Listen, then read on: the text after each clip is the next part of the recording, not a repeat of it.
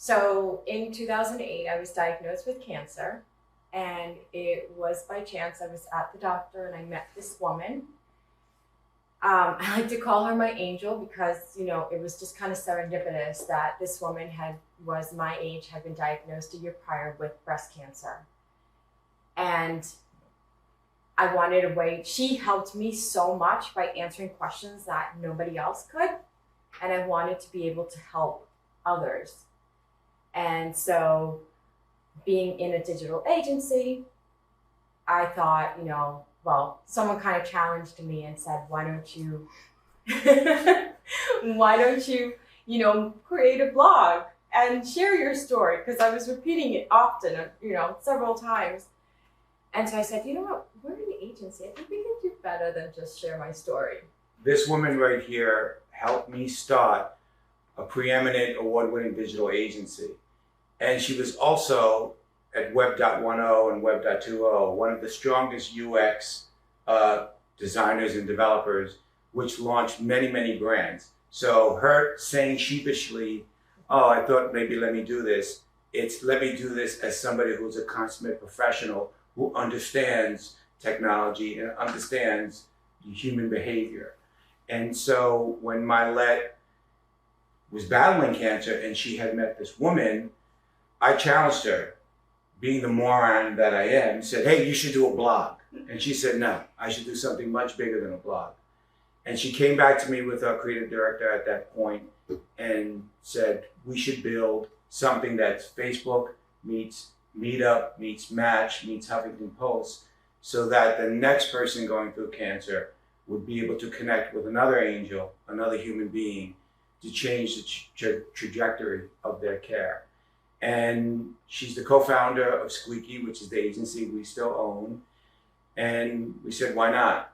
Why not us? Why not now? And so IHadCancer was fortunate. And so, I'm sorry, we started IHadCancer.com. Yes. And it was an opportunity for people to have a voice and share and connect with other people. Because, when you're diagnosed, speaking to someone who hasn't been through it is really difficult because they really don't understand. Yep. And so this gave people an opportunity, whether it's connecting with someone or reading someone's story, just to see that they're not alone in this journey it was so important to me, that connection that I made. But it's so important for everybody else to be able to read another story that kind of validates the feelings that they're having. Yeah, when we set out, it was not just people who were going with cancer, but the other people, their immediate network. So a caregiver, right? A survivor, right? And their whole sort of network of people to be able to interact with it. Because anyone who goes through cancer, their entire family, their entire unity, their entire crew is going through the same thing. And part of it was, what can we build that allows people to not parlay, but to be able to have a voice? And so we built something, initially we thought would be a matching engine, but it became a pulpit or a platform for people to be able to altruistically put their story out there, because it's almost like setting a beacon.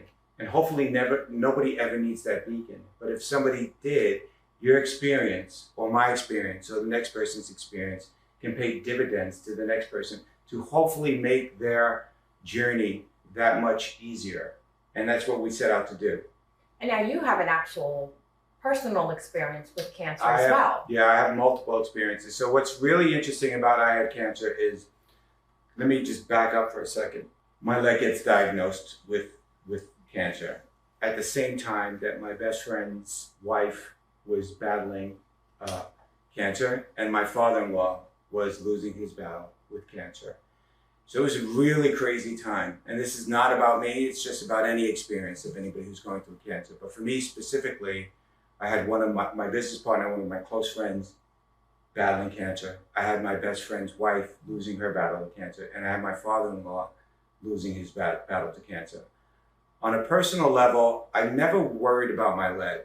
Maybe it's her upbringing or the fact that she's a Cuban immigrant who fought to make a way. I never felt sorry for her at all. I knew that she would be okay. I know that sounds a little ridiculous, but at least I believe that.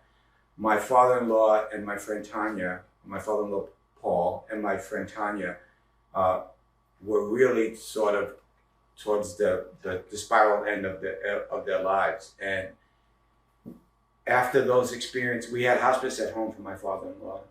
And after those experiences, and they lost their battle, and my leg actually survived, that was the beginning of why not us, why not now, why not create something, since we have the tools and the capabilities, and we can parlay your experience and your intellect to be able to launch this thing. Prior to them dying, we worked on a plan with both of them. So for my friend Tanya, I remember spending as much time with her family as we could, and making sure that there was a lot of laughter and there was a lot of comfort in the downtimes, the times where the pain might have subsided a little. For my father-in-law, it was to provide him with my wife and children and my mother-in-law and her sister, to provide him hospice at home, which was a very, very difficult endeavor while Tanya was battling cancer, while Mylette was battling cancer, while I was running Squeaky. But I remember the honor of taking care of him and providing him the dignity to be able to die at home with his family. And you know, his last day was amazing. You know, like I remember asking him, Lolo, that's how you say grandfather in Filipino, are you ready to tell us where the money is? And he said, not yet. And his last day, we had the entire family around him and just singing to him and loving him and making him real comfortable. 2 days before he died, I helped him walk from the bathroom, and actually wrote a blog on IHadCancer about it, about the significance of your last steps. You know, for those of us who have children, you think back about to your baby's first steps and how it's a hallmark of their journey as a human being to go through life. Nobody really talks about the last steps that a human being makes. I'm glad that I was in the room when he made his last steps, and I feel honored that I was able to help him, and our family was able to help him, even during his last days. And his story, through my eyes as a caregiver, I hope can help other people, and that's part of like the whole reasoning behind IHadCancer. So, I mean, that's beautiful that you were able to connect, you know, like that, those first steps to the last steps, because you're right. I think that sometimes death shouldn't be mourned. It should actually be celebrated, because it's people's lives. It's you know, it's sad that they're leaving us, but they're also leaving us with these great memories and these great stories. And that's what we need to take comfort in. And, you know, sometimes you say someone lost their battle. Well, maybe they didn't lose their battle. They're not with us, but now they're free of pain. So maybe they actually won their battle in that way. Yeah, cancer is really unique in that, and I guess I'm learning a lot, and I continue to learn from our audience and participants on IHadCancer, is that unlike someone dying because abruptly, you know, in the sleep, God forbid an aneurysm, getting hit by a car, some freak accident, cancer is almost, you know, like there's a potential foreshadowing of what can happen. And for many people, you know, whether they survive or they die, there's a journey. And in that journey, it's not a day.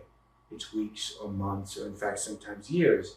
And navigating that condition, the therapies, the pain, the emotions, there's so much. And so this whole community, you guys are, we're all like mired in superheroes and this show and that show. You guys are rock stars. Like anybody who has ever dealt with, you know, a cancer diagnosis. And I'm not even going into degrees.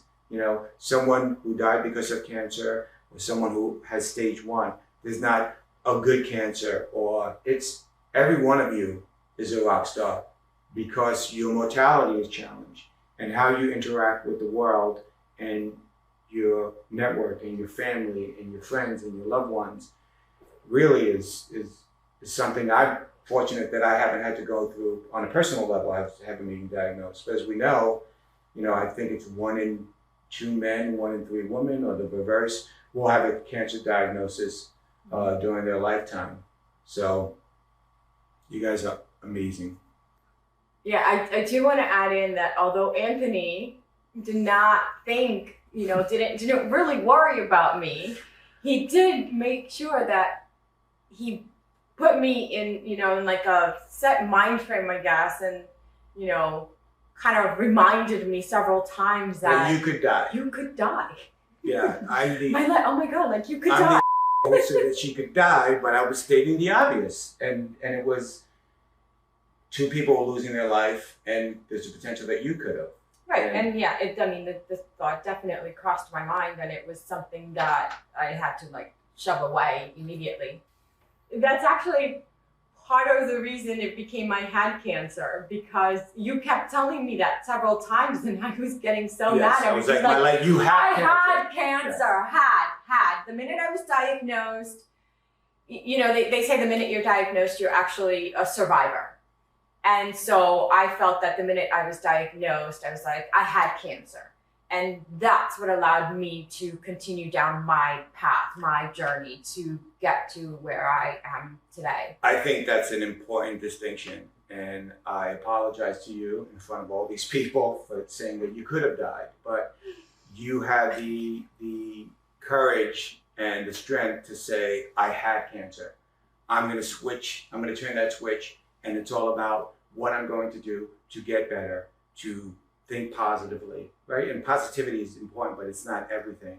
But to put a plan together to be able to make sure that you were going to live. And you were fortunate to, because a lot of people who are listening to this, and a lot of people have lost their lives to this terrible condition, right? It felt like a responsibility for myself to be able to give it back to someone, to give forward. And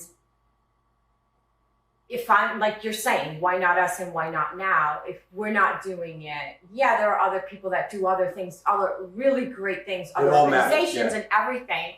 But at the time, there wasn't anything like us. I felt that, this woman came to me at the perfect time. And we're so spread out. There are people who don't have access to the type of, medicine that other people in areas like, New York City or, Florida or California might have access to. And so this is an opportunity for them to share information, to hear someone's story. And I do want to add that part of the reason we also wanted to do this is that every story matters. Yep, exactly. No matter how small, because what you're feeling, someone else felt something similar. And so even if it's, a very minor, some people say you got the good Nothing cancer. is nothing's trivial. Nothing is trivial. Yes. And that story of how you felt could be exactly what one other person needed to feel. I imagine that everyone will be altruistic who have gone through cancer. But the fact is, not everybody is. A lot of people choose to put it in their rear view and not to talk about it. And I respect that. But to Milette's point earlier, I would implore you, like anybody who has gone through cancer, whether you're a caregiver, taking care of a loved one through their last breaths, or a parent, or just a friend, anyone has an experience. And your experience is worthy of sharing because there is somebody else down the line. Look, you can go on a vacation and you will have 25 different reviews, whether it's TripAdvisor or Yelp or this or that. This restaurant stinks. This restaurant's amazing. We have not found anything like that. We're real human beings. We're sharing their story. in the hope that, and let's get real, we hope no one ever needs to read my experience about last steps with my father-in-law. But in the event that you do, am I glad it's out there on the cloud in the world that I had cancer for somebody to come across it and potentially help them? I mean, yeah. The stories are there for when you need them. So we're here. I don't know if you remember when we were probably like 2 years in, 3 years in, and we hired a bunch of people and we couldn't afford it. And we actually had a conversation, like, you know, a heart to heart, like, can we continue this? And we challenged one of the people who were working with us, like, listen, if we can't get like another 10,000 people on the site, then I don't know that we can do this, and I don't know if you're gonna have a job. And I gave her 30 days. And on the 29th day, we were on the weekends looking at the site, and the numbers were going up. We're like, what the hell is happening? Like, why are so many people joining the site? And Parade Magazine Wrote an article that said the top 5 applications that can save your life. Save your life. And IHadCancer was one. And she came in the next day, like, arms pumped, like, yeah. And I was like, amazing. But the craziest part of that story was. And sometimes it's just, you have to put out what you want to manifest. Yes. So I'm glad you didn't die. But so the craziest thing about that was we started seeing we used to have a map on the site. We started users in Portugal and Spain and Africa and Europe and South America and all over. And it was just so like mind blowing. It has been a Herculean effort for a small agency like Squeaky to do this, but we made a commitment as business owners of Squeaky to say, we're going to continue to do it. And this is our 11th or 12th year where we just are taking significant amounts of resources to dedicate it towards, you know, making the world a better place, or the challenge of dealing with a cancer diagnosis maybe slightly easier for the next person. We go to work whistling and smiling like every day is a sunny day, because we know that we continue to make the world a better place by having you help us do that. And without you, without your story, without your participation, we don't really have anything. So it's a celebration of you. Yes, but I do want to add too that it's not necessarily just putting your story out there to help someone else. It's also you sharing your story because it's helping you too. It's giving you an opportunity to kind of just get things off your chest and, you know, put it in writing so that you're you know, sometimes it's just easier to see or hear something, and it may provide some kind of closure as well. So I just wanted to add that in, because it's not just about helping someone else, but in the process you're also like helping yourself, or actually in the process of helping yourself, you're also helping someone else, and you're giving back to them, and you're sharing, you know. You know, we're not all Anne-Marie, who's louder than life, who we're fortunate to have, but there's a little Anne-Marie in everybody. Just channel that.